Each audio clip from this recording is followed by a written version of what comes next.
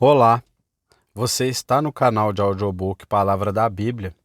Eu sou Sidney Agenor e hoje vamos juntos à leitura do sermão de Charles Haddon Spurgeon, intitulado como O Banquete de Satanás. Um sermão entregue na manhã de sábado, 28 de novembro de 1858, no Music Hall Royal Surrey Gardens.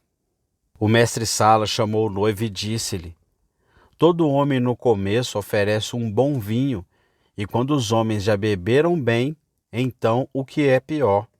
Mas você guardou bom vinho até agora. João capítulo 2, versículo 9 e 10.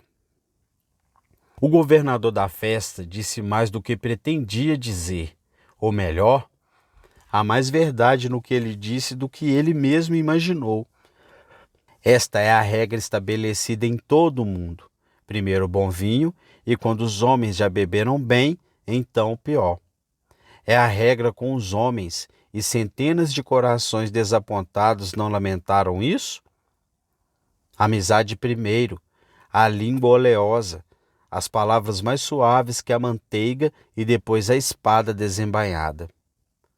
Aitofel primeiro apresenta o prato nobre de amor e bondade de Davi, depois o que é pior, pois ele abandona seu mestre e se torna o conselheiro de seu filho rebelde. Judas apresenta, antes de tudo, o prato de palavras bonitas e de bondade. O Salvador comeu dele. Ele caminhou até a casa de Deus em companhia dele e teve um doce conselho com ele. Mas depois veio a borra do vinho. Ele que come o pão comigo levantou contra mim o seu calcanhar. Judas, o ladrão, traiu seu mestre, trazendo depois o que é pior. Você encontrou isso com muitos dos quais você pensou que eram seus amigos. No auge da prosperidade, quando o sol estava brilhando e os pássaros cantando, e tudo estava lindo, alegre com você. Eles trouxeram um bom vinho, mas veio uma geada gelada e beliscou suas flores, e as folhas caíram das árvores, e seus riachos congelaram com o gelo. E então eles trouxeram o que é pior. Eles o abandonaram e fugiram.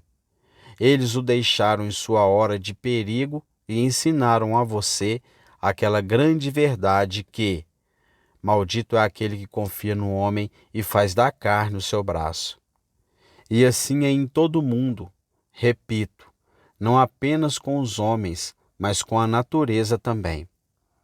Ai de nós, se tu fosses tudo e nada além da terra, pois este mundo não nos serve da mesma forma? Em nossa juventude produz o melhor vinho. Então temos os olhos brilhantes e o ouvido sintonizado com a música. Então o sangue corre rapidamente nas veias e o pulso bate alegremente. Mas espere um pouco e depois surgirá aquilo que é pior, porque os guardas da casa tremerão e os homens fortes se curvarão. Os moedores falharão porque são poucos. Os que olham pelas janelas serão escurecidos. Todas as filhas da música serão humilhadas. Então o homem forte cambaleará. O gafanhoto será um fardo e o desejo falhará. Os enlutados andarão pelas ruas. Primeiro, há o copo que flui da juventude, e depois as águas estagnadas da velhice. A menos que Deus lance naqueles resíduos um novo dilúvio de sua amorosa bondade e terna misericórdia, de modo que mais uma vez, como sempre acontece com o cristão, ou a taça transbordará e novamente brilhará de alegria.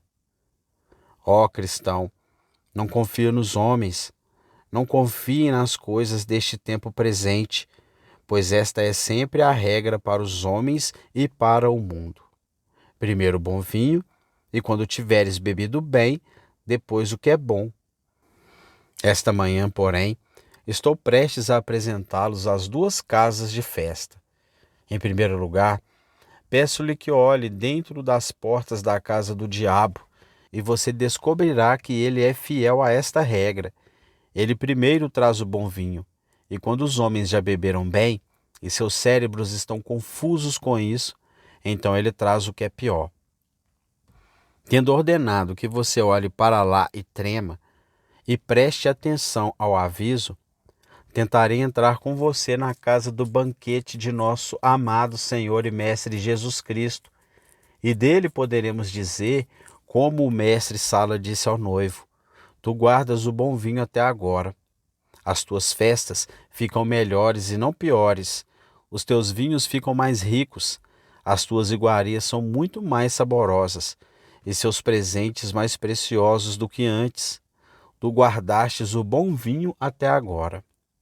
Primeiro, devemos dar uma olhada de advertência na casa de festa que Satanás construiu, pois assim como a sabedoria edificou sua casa e esculpiu seus 7 pilares, assim também a insensatez tem seu templo e sua taberna de banquetes, nos quais continuamente tenta os incautos. Olhe dentro da casa de banquetes, e eu lhe mostrarei 4 mesas e os convidados que estão sentados nelas. E ao olhar para essas mesas, você verá os pratos trazidos, você verá as taças de vinho trazidas e as verá desaparecer uma após a outra, e notará que a regra vale para todas as 4 mesas. Primeiro bom vinho e depois o que é pior. Sim, irei além. Depois disso, o pior de todos. Primeiro, na primeira mesa para a qual chamarei sua atenção, embora lhe implore que nunca se sente e beba lá, sente-se um profligate, que o fim de toda a festa será nas profundezas da perdição. Vê você agora o grande governador da festa quando ele chega? Ele tem um sorriso suave no rosto. Suas roupas não são pretas, mas ele está cingido com um manto de muitas cores. Ele tem uma palavra doce em seus lábios e uma bruxaria tentadora no brilho de seus olhos. Ele traz o copo e diz: ei, jovem, beba aqui. Ele brilha no copo, ele se move bem. Você vê? É a taça de vinho de prazer. Este é o primeiro cálice na casa de banquete de Satanás. O jovem pega e bebe a bebida. A princípio, é um gole cauteloso. É só um pouco que ele vai tomar e depois vai se conter. Ele não pretende se entregar muito à luxúria. Ele não pretende mergulhar de cabeça na perdição. Há uma flor ali na beira daquele penhasco. Ele vai estender a mão um pouco e colhê-la. Mas não é sua intenção se lançar daquele rochedo escaravelho e se destruir. Ele não. Ele acha fácil guardar a xícara depois de provar seu sabor. Ele não tem intenção de abandonar-se à sua intoxicação. Ele toma um gole raso, mas como é doce. Como isso faz seu sangue formigar dentro dele. Que idiota eu fui por não ter provado isso antes, ele pensa. Alguma vez a alegria foi assim? Pode-se pensar que os corpos podem ser capazes de tal êxtase como este? Ele bebe novamente. Desta vez ele toma um gole mais profundo, e o vinho está quente em suas veias. Oh, quão abençoado ele é! O que ele não diria agora em louvor a Baco, ou Vênus, ou qualquer forma que Beelzebu escolha assumir? Ele se torna um grande orador em louvor ao pecado. É justo, é agradável. A condenação profunda da luxúria parece tão alegre quanto os transportes do céu. Ele bebe, bebe, bebe de novo, até que seu cérebro começa a girar com a embriaguez de seu prazer pecaminoso. Este é o primeiro curso. Bebam, ó bêbados de Efraim, e coloquem a coroa de soberba sobre suas cabeças, e chamem-nos de tolos, porque tiramos de nós o seu cálice.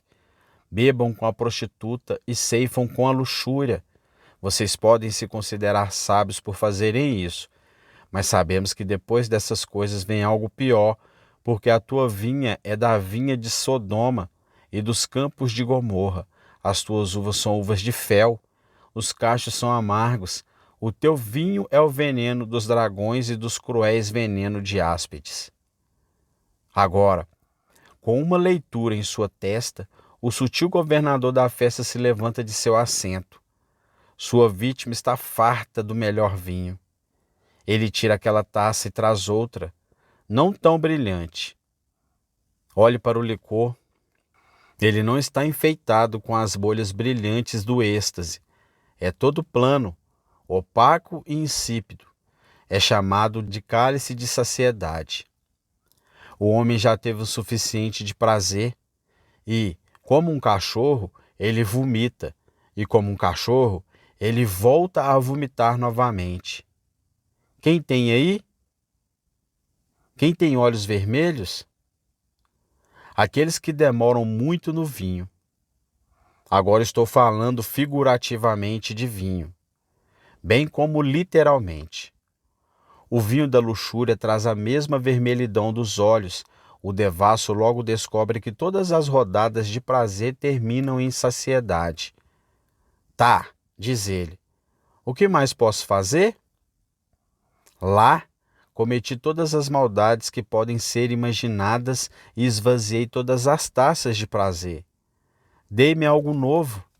Eu tentei os teatros por toda parte. Lá, não me importo nem um centavo por todos eles. Tive todo tipo de prazer que posso conceber. Está tudo acabado. A própria alegria torna-se plana e monótona. O que devo fazer? Este é o segundo curso do diabo, o curso da saciedade, uma sonolência interminente, resultado do excesso anterior. Milhares estão bebendo da taça insípida da saciedade todos os dias, e alguma nova invenção pela qual eles possam matar o tempo, alguma nova descoberta pela qual eles possam dar uma nova vazão à sua iniquidade, seria uma coisa maravilhosa para eles.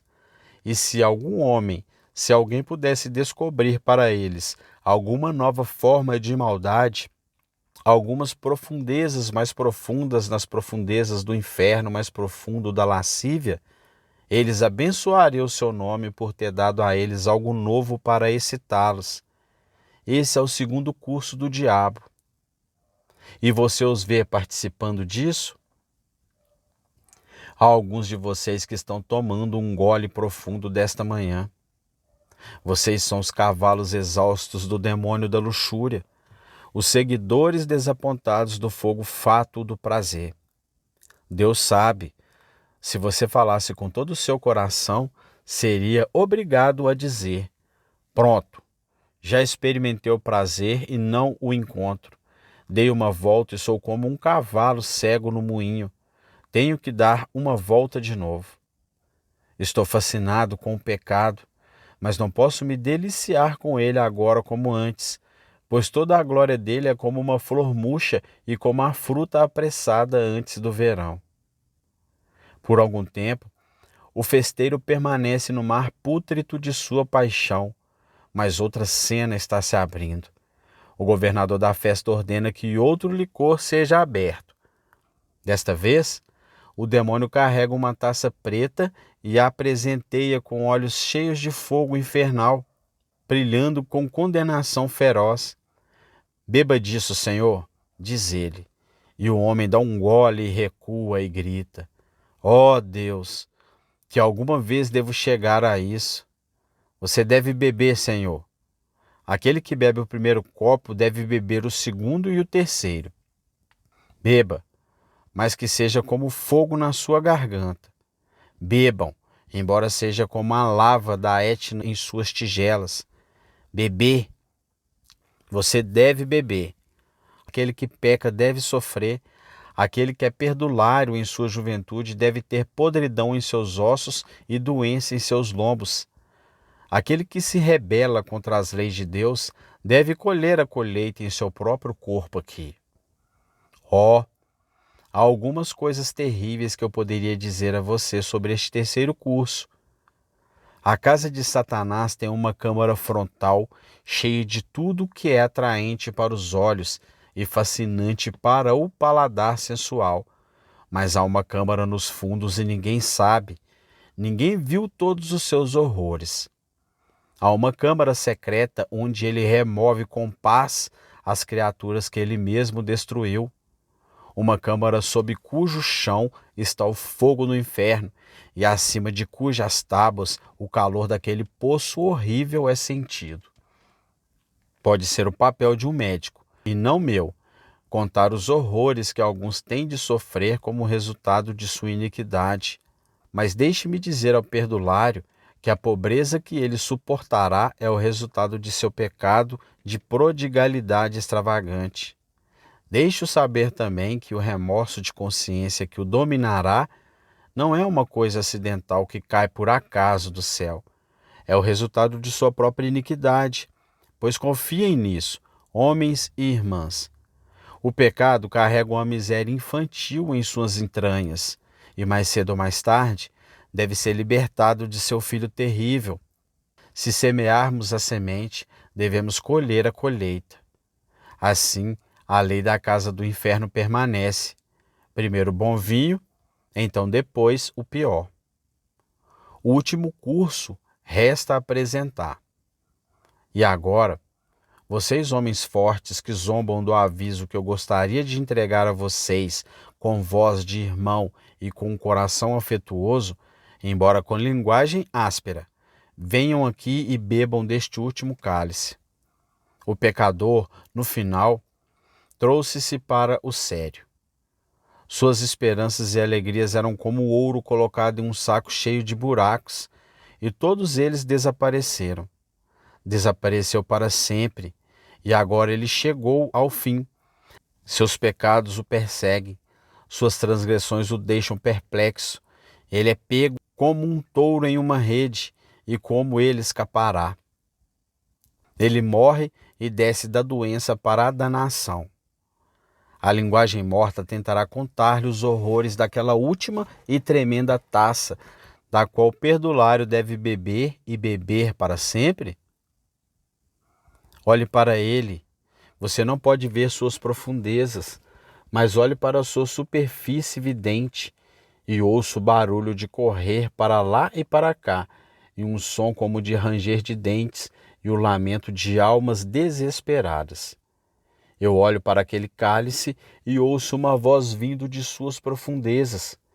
Estes irão para o castigo eterno, pois Tofete é preparado desde a antiguidade. Sua pilha é de madeira e muita fumaça. O sopro do Senhor, como um ribeiro de enxofre, o acenderá. E o que você diz a este último curso de Satanás? Quem dentre nós habitará com o fogo consumidor? Quem dentre nós habitará com as chamas eternas? Eu imploro a você, em nome de Deus, comece desta mesa. Oh, não seja tão descuidado com seus copos, não seja tão adormecido, seguro na paz que agora desfruta. Cara, a morte está à porta e em seus calcanhares está a destruição rápida. Quanto a você que ainda foi contido por um pai cuidadoso e pela vigilância de uma mãe ansiosa, eu imploro que você evite a casa do pecado e da tolice, que as palavras dos sábios sejam escritas em seu coração e lembre-se delas na hora da tentação. Afaste-se dela e não entre à noite na porta de sua casa, pois os lábios de uma mulher estranha caem como um favo de mel, e sua boca é mais lisa que o azeite, mas seu fim é amargo como o absinto, afiado como uma espada de dois gumes. Seus pés descem para a morte, seus passos se apoderam do inferno.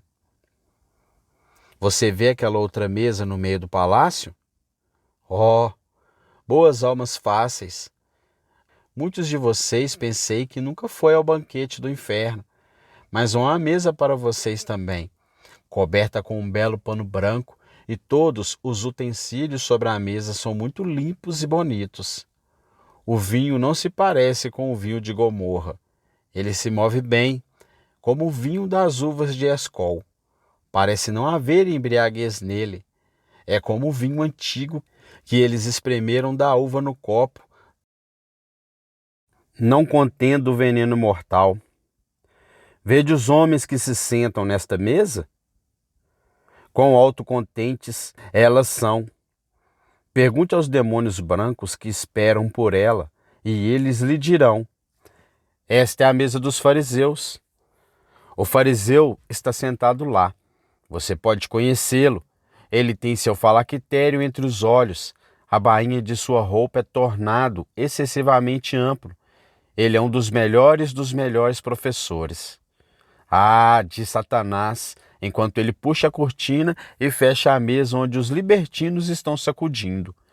Fique quieto, não faça muito barulho, para que esses hipócritas não adivinhem em que companhia eles estão. Essas pessoas hipócritas são minhas convidadas tanto quanto você, e eu os tenho com segurança. Assim, Satanás, como um anjo de luz, produz uma taça dourada, parecendo o cálice da mesa de comunhão. E que vinho é esse?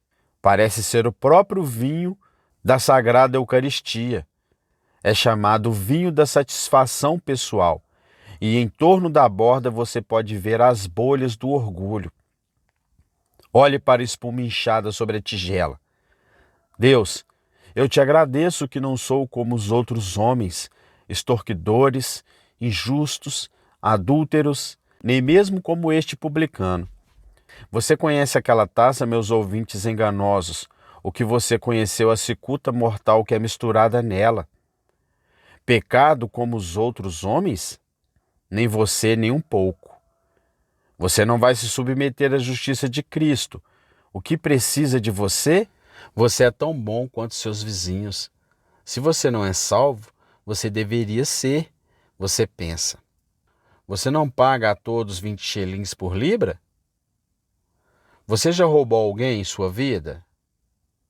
Você faz bem aos seus vizinhos.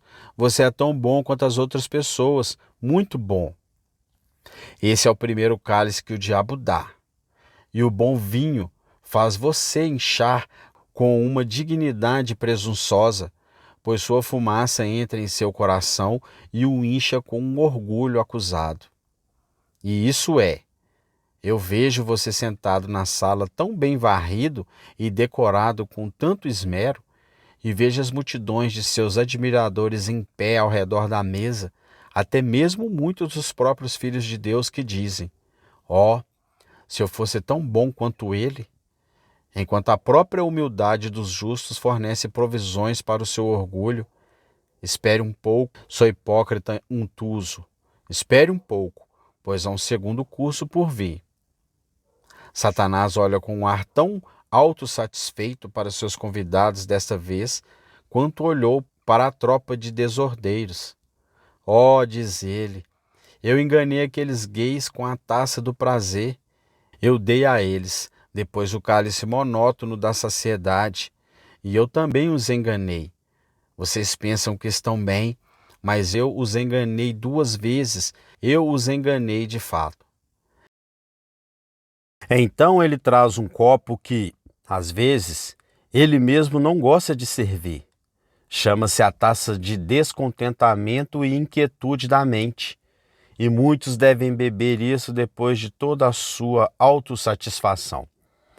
Você não acha, você é muito bom em sua própria estima, mas não tem interesse em Cristo, que quando você se senta sozinho e começa a entregar suas contas pela eternidade, que eles não se encaixam de alguma maneira, que você não pode encontrar o equilíbrio exatamente para o seu próprio lado, afinal, como você pensou que poderia?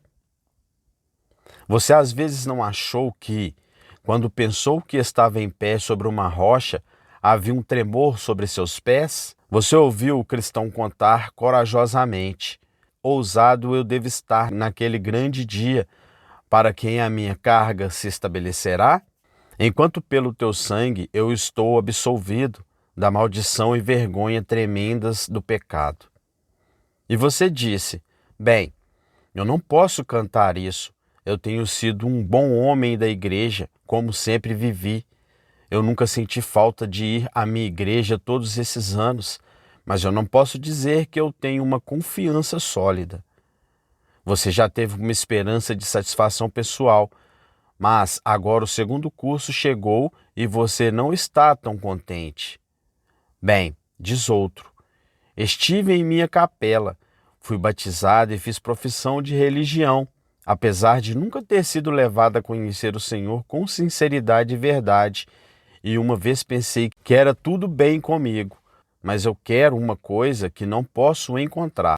Agora vem um tremor no coração. Não é tão agradável como se supunha construir sobre a própria justiça, de consternado com a descoberta de sua condição perdida. Quantos homens que foram hipócritas durante toda a sua vida finalmente descobriram que a coisa onde ele colocou sua esperança falhou com ele? Ouvi falar de um exército que, sendo derrotado em batalha, tentou fazer uma boa retirada. Com todas as suas forças, os soldados fugiram para um certo rio onde esperavam encontrar uma ponte através da qual pudesse recuar e ficar em segurança. Mas quando chegaram ao riacho, ouviu-se um grito de terror. A ponte está quebrada, a ponte está quebrada. Tudo em vão foi aquele grito, pois a multidão correndo atrás pressionou os que estavam à frente e os forçou a entrar no rio, até que estes ficassem repletos de corpos de homens afogados. Tal deve ser o destino dos hipócritas.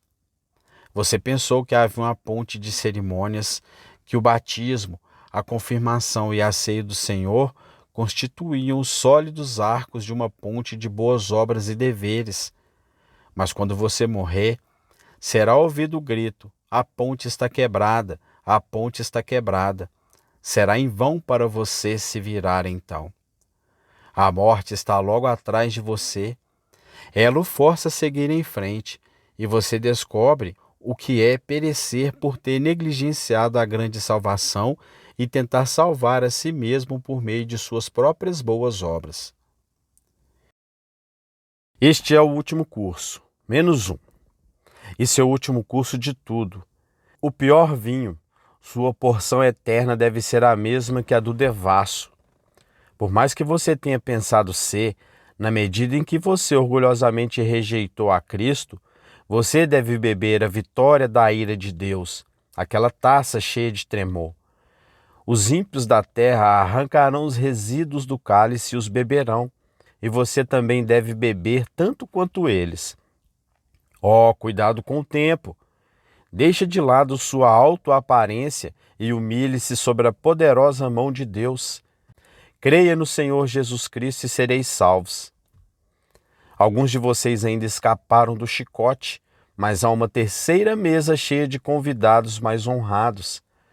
Acredito que houve mais príncipes e reis, prefeitos e vereadores e grandes comerciantes sentados a esta mesa do que em qualquer outra. É chamado a mesa do mundanismo. Diz um homem. Bem, eu não gosto do perdulário. Meu filho mais velho, eu tenho trabalhado duro, economizado dinheiro toda a minha vida, e aquele jovem, ele não vai se ater aos negócios. Ele tem que se tornar um verdadeiro perdulário. Estou muito feliz que o ministro falou tão afiado sobre isso. Quanto a mim, lá agora, eu não me importo com as suas pessoas hipócritas um único centavo. Para mim isso não tem importância nenhuma. Não me importo nem um pouco com a religião no menor grau. Gosto de saber se os fundos sobem ou descem, ou se há uma oportunidade de fazer uma boa barganha. Mas isso é tudo o que me importa. Oh, mundano! Li sobre um amigo seu que se vestia de escarlate e linho fino e se alimentava suntuosamente todos os dias. Você sabe o que aconteceu com ele? Você deve se lembrar disso, pois o mesmo fim o aguarda. O fim do banquete dele deve ser o fim do seu. Se o seu Deus é este mundo, dependa dele, você descobrirá que seu caminho está cheio de amargura. Agora, veja aquela mesa do homem mundano, o mero mundano, que vive para ganhar? Satanás o traz em um copo cheio de água. Pronto, diz ele. Jovem, você está começando nos negócios. Não precisa se preocupar com as convenções da honestidade ou com as fantasias antiquadas comuns da religião. Fique rico o mais rápido possível, como sempre você pode. Consiga dinheiro, honestamente, se puder, mas se não, consiga mesmo assim, diz o diabo, e abaixe a sua caneca. Lá, diz ele, é um esboço de espuma para você. Sim, diz o jovem, tenho abundância agora. Minhas esperanças são realmente realizadas. Aqui então você vê o primeiro e melhor vinho da festa do mundano, e muitos de vocês são tentados a invejar esse homem. Que eu tinha uma perspectiva assim nos negócios, diz um deles. Não sou nem um pouco tão esperto como ele. Não podia negociar como ele lida. Minha religião não me deixava, mas quão rápido ele fica rico. O que eu poderia prosperar como ele faz? Venha, meu irmão, não jogue antes do tempo. Há um segundo curso, o grosso e enjoativo rascunho de cuidado. O homem tem seu dinheiro, mas os que são ricos cairão em tentação e em laço. A riqueza adquirida, mal usada ou entesourada, traz consigo um cancro que não prejudica o ouro e a prata, mas o coração do homem e o coração entupido são uma das coisas mais terríveis que um homem pode ter. Ah, veja este amante do dinheiro e marque o cuidado que está no coração. Há uma pobre mulher idosa que mora perto do portão do seu alojamento. Ela tem apenas uma ninharia por semana, mas ela diz: abençoe o Senhor, eu tenho o suficiente. Ela nunca perguntou como vai viver, como vai morrer ou como vai ser enterrada, mas dorme docemente no travesseiro do contentamento e da fé.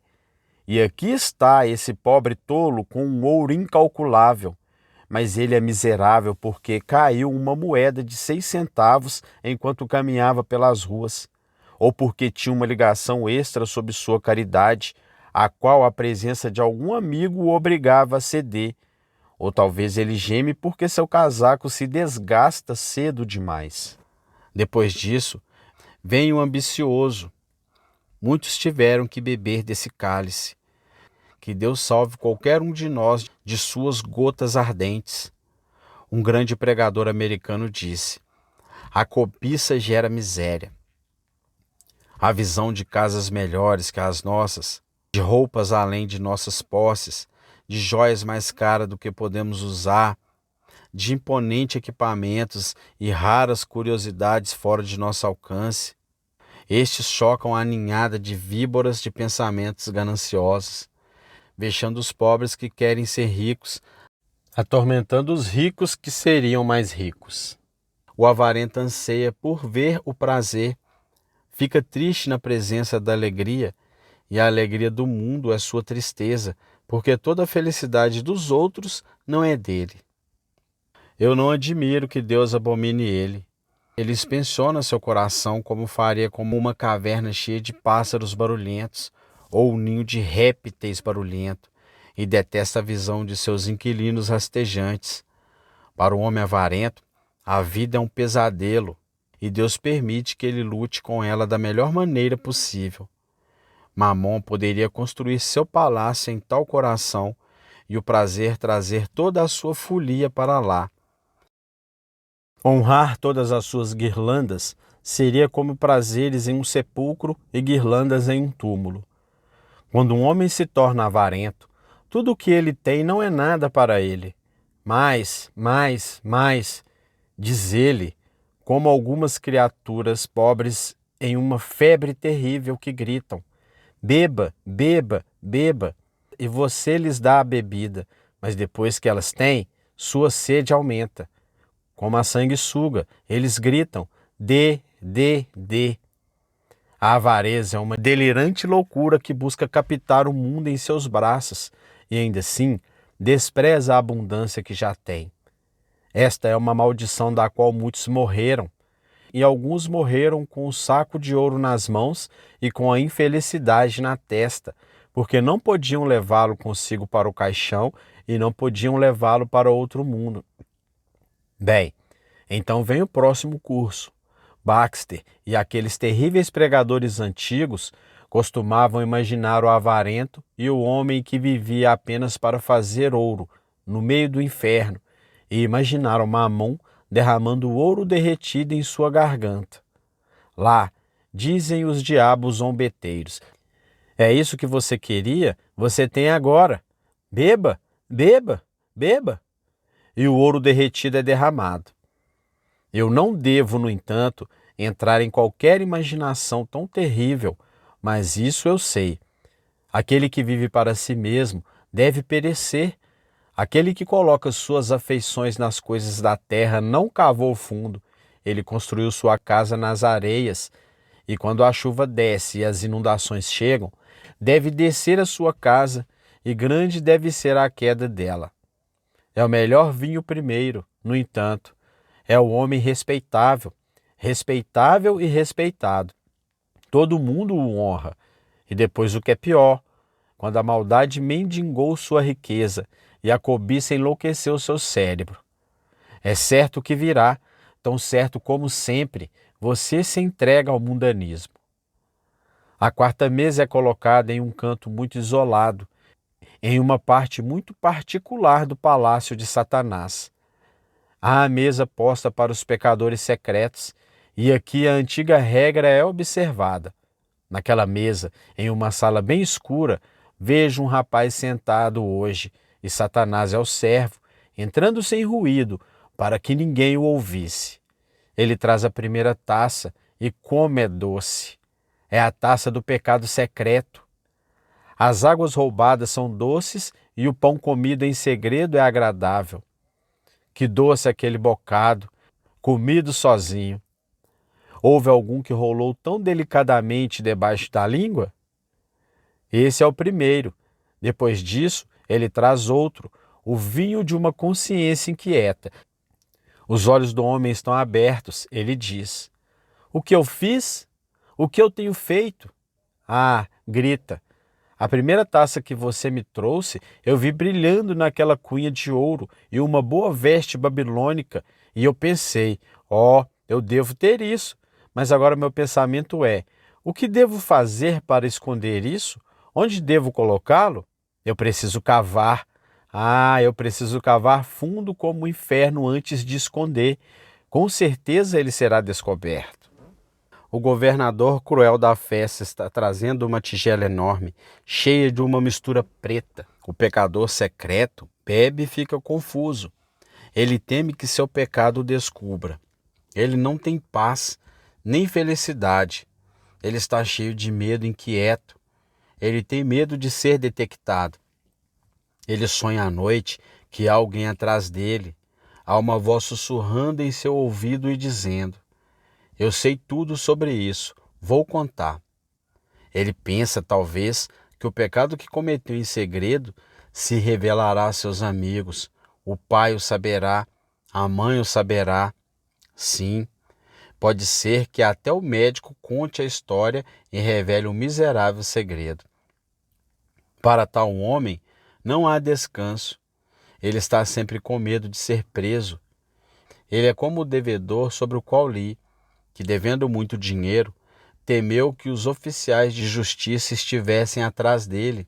E um dia, prendendo sua manga no topo de uma paliçada, disse: pronto, deixe-me ir, estou com pressa. Eu te pago amanhã, imaginando que alguém o estava agarrando. Tal é a posição em que o homem se coloca ao participar das coisas ocultas, da desonestidade e do pecado. Assim, ele não encontra descanso para a sola do pé por medo de ser descoberto. Finalmente vem a descoberta. É a última xícara. Frequentemente, isso acontece na terra, pois tenho certeza de que seu pecado o descobrirá e geralmente o descobrirá aqui. Que exibições assustadoras podem ser vistas em nossos tribunais policiais de homens que são obrigados a beber o último gole negro da descoberta. O homem que presidiu as reuniões religiosas, o homem que foi homenageado como santo, é finalmente desmascarado. E o que disse o juiz e o que disse o mundo dele?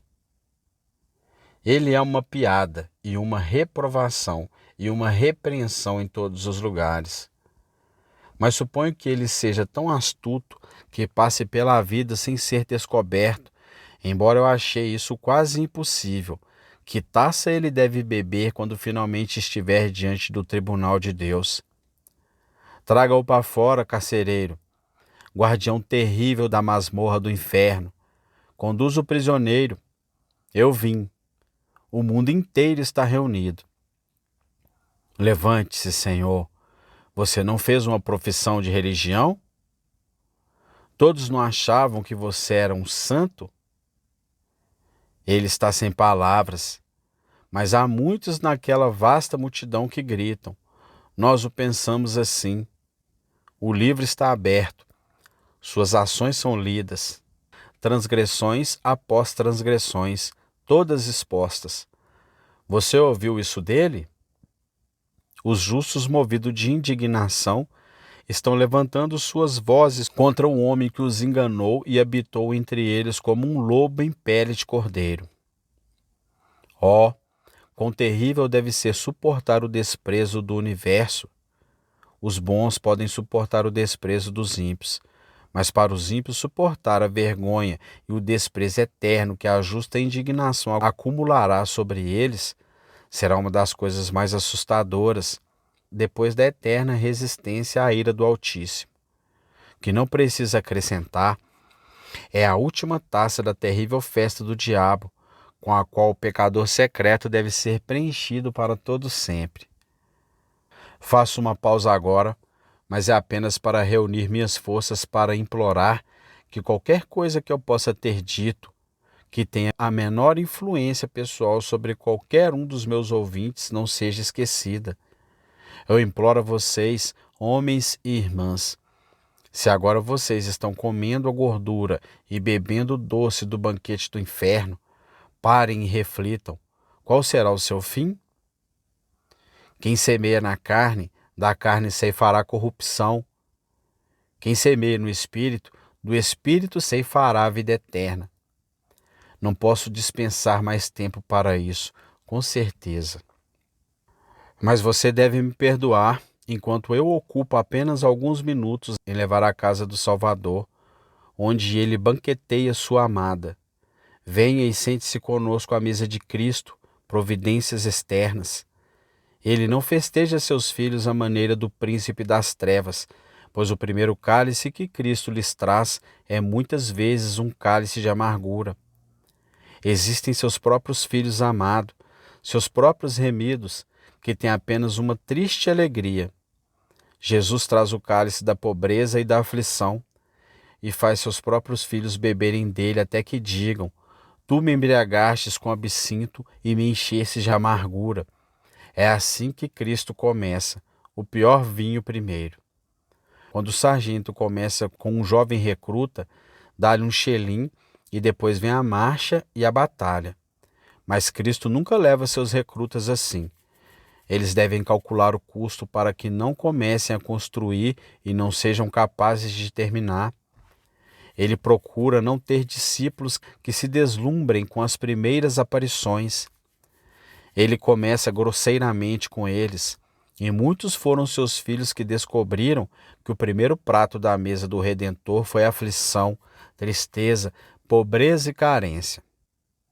Antigamente, quando os melhores do povo de Deus estavam à mesa, ele os servia pior, pois andavam errantes, vestidos de peles de ovelhas e de cabras, sendo necessitados, aflitos, atormentados, de quem o mundo não valia, e guardavam em beber dessas taças amargas por muitos dias.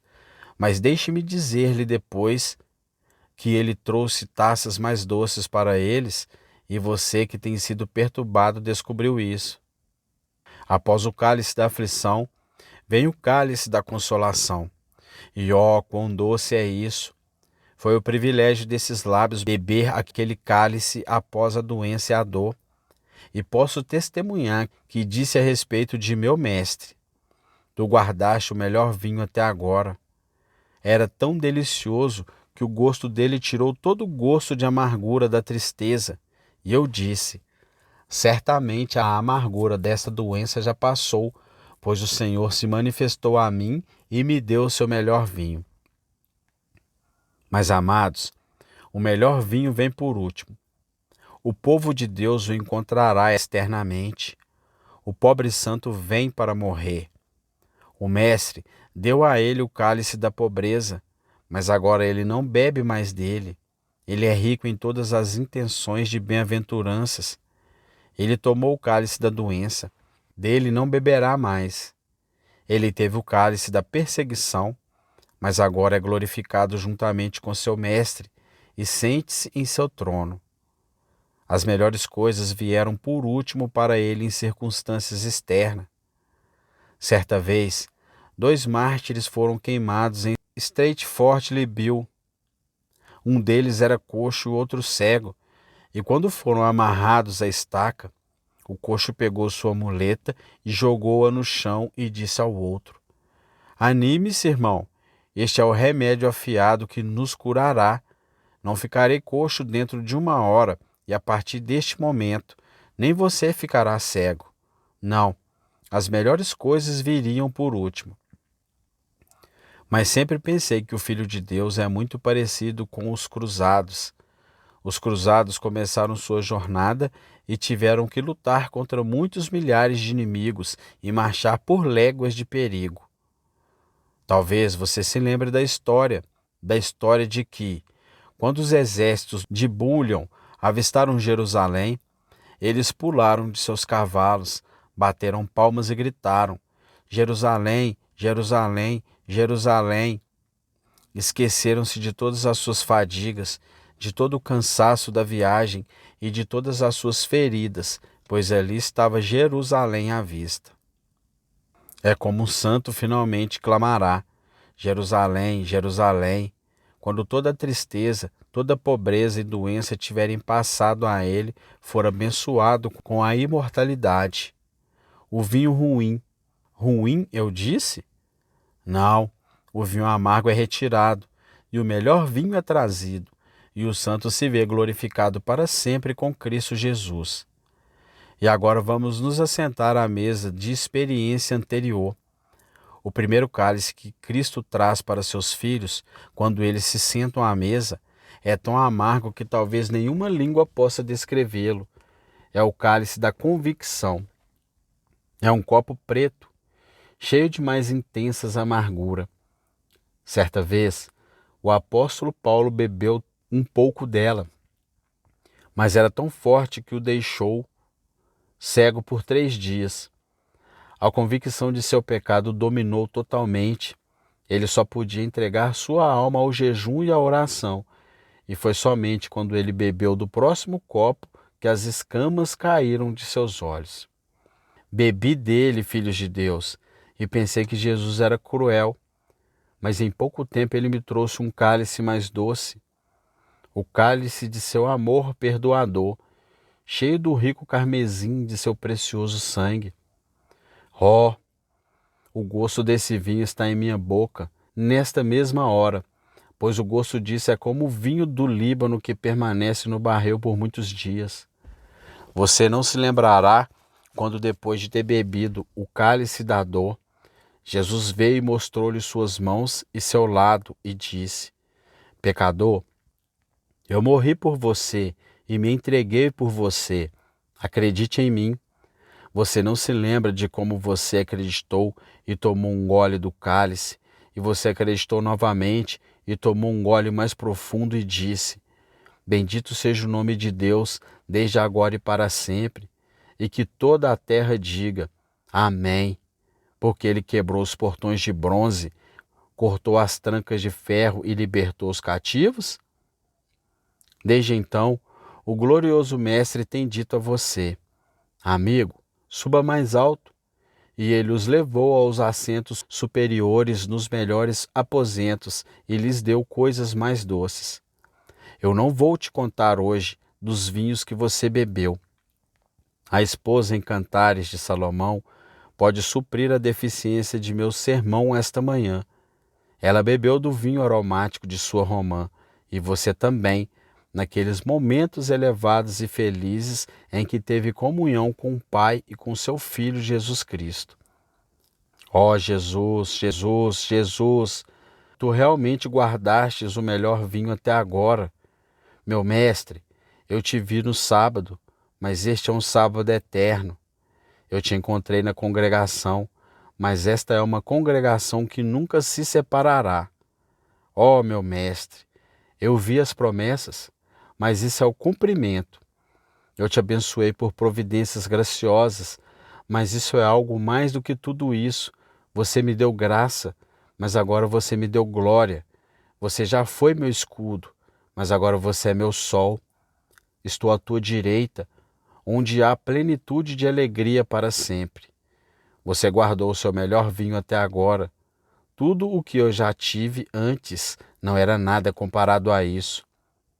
E finalmente, porque só o tempo me falha, eu poderia pregar uma semana sobre esse assunto. A mesa de comunhão é aquele em que os filhos de Deus devem se sentar, e a primeira coisa que devem beber dali é o cálice da comunhão com Cristo em seus sofrimentos. Cristão, sua cabeça deve ser coroada de espinhos, suas mãos devem ser perfuradas. Não quero dizer com pregos, mas espiritualmente você deve ser crucificado com Cristo. Devemos sofrer com Ele, ou então não podemos reinar com Ele. Devemos trabalhar com Ele primeiro. Devemos cear do vinho que seu Pai lhe deu para beber. Ou então não podemos esperar chegar à melhor parte da festa. Depois de beber do vinho de seus sofrimentos e continuar a beber dele, devemos beber do cálice de seus labores. Devemos ser batizados com seu batismo. Devemos trabalhar pelas almas e simpatizar com ele nessa ambição de seu coração. A salvação dos pecadores, e depois disso, ele nos dará de beber do cálice de suas honras antecipadas. Aqui na terra, teremos o bom vinho em comunhão com Cristo em sua ressurreição, em seus trunfos e vitórias, mas o melhor vinho está por vir. Ó câmaras de comunhão, seus portões foram abertos para mim, mas eu só fui capaz de olhar dentro delas. Mas está chegando o dia em que, em seus gozos de diamante, você se virará e ficará aberto para todo sempre, e eu irei entrar no palácio do rei e não saio mais.